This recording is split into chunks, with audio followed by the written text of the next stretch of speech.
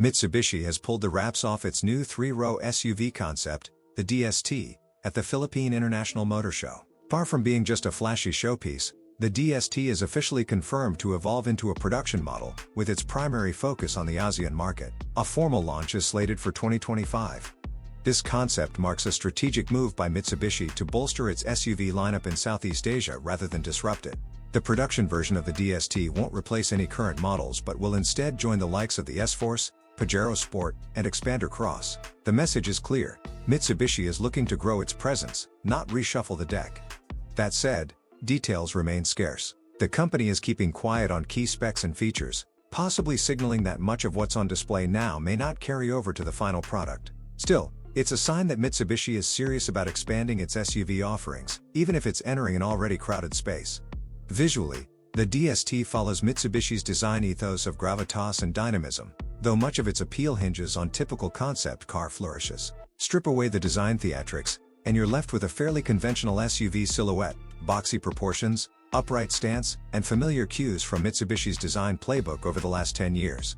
Up front, a large tinted grille with a honeycomb mesh sits behind a transparent cover, likely a nod to aerodynamic efficiency. Chrome accents and T-shaped LED headlamps frame the face in line with Mitsubishi's dynamic shield styling language. Along the sides, muscular fenders draw attention to oversized wheels, while faux skid plates attempt to inject some off-road credibility. Other concept-only elements include cameras in place of side mirrors, shaved-off door handles, and a blacked-out wraparound greenhouse. Expect all of these to be toned down, or scrapped entirely, by the time the production model hits showrooms.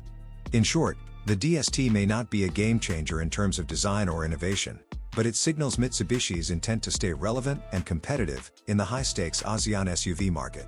Whether that's enough to carve out space among established rivals remains to be seen.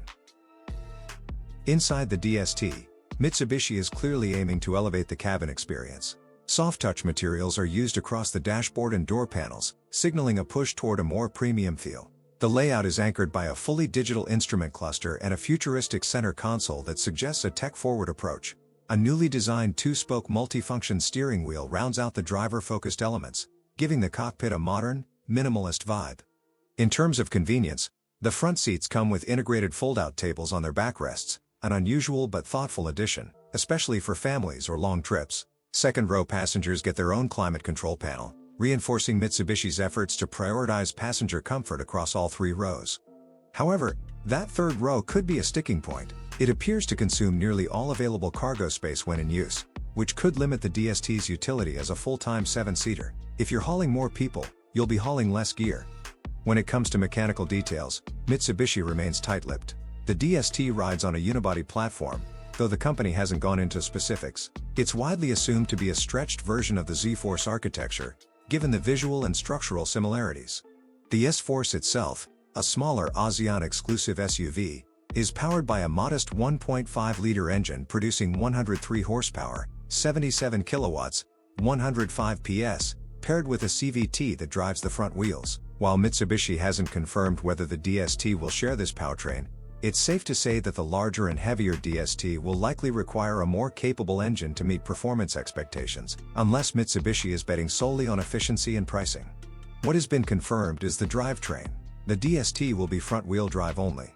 Still, Mitsubishi insists it won't compromise on capability.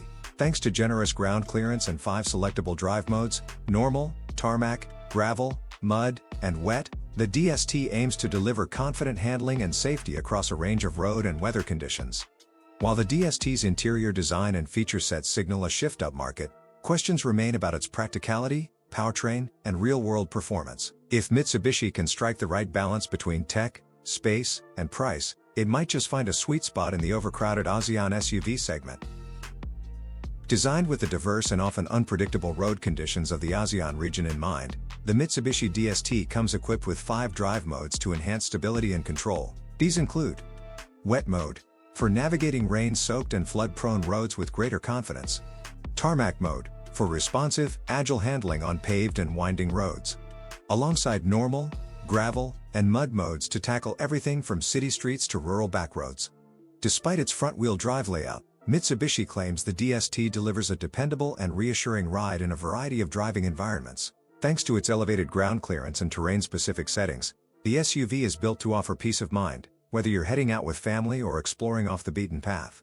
This approach reflects Mitsubishi Motors Corporation's broader commitment to practical innovation. Headquartered in Tokyo and listed on the Tokyo Stock Exchange, TSE 7211, Mitsubishi Motors is a global automotive player with around 28,000 employees and production hubs in both Japan and across Southeast Asia. As part of the Renault-Nissan-Mitsubishi alliance, the company benefits from a wide network of shared technology, research, and development. Mitsubishi is best known for its strengths in SUVs, pickup trucks, and plug-in hybrid electric vehicles, FEVs, vehicles designed for drivers who aren't afraid to push boundaries and rethink convention. This pioneering spirit runs deep. In 2009, Mitsubishi launched the i-ME EV, the world's first mass-produced electric car. In 2013, it followed up with the Outlander FEV, the first plug-in hybrid electric SUV to hit the global market. Looking ahead, Mitsubishi Motors is aiming for electrified vehicles to account for 100% of its global sales by 2035. Every new model moving forward is expected to reflect the brand's DNA, performance, durability, and forward-thinking design, while helping accelerate the shift toward a carbon-neutral future. The DST concept is just the latest example of how Mitsubishi is blending real-world practicality with forward-leaning technology, tailored to meet the needs of today's drivers while preparing for the road ahead.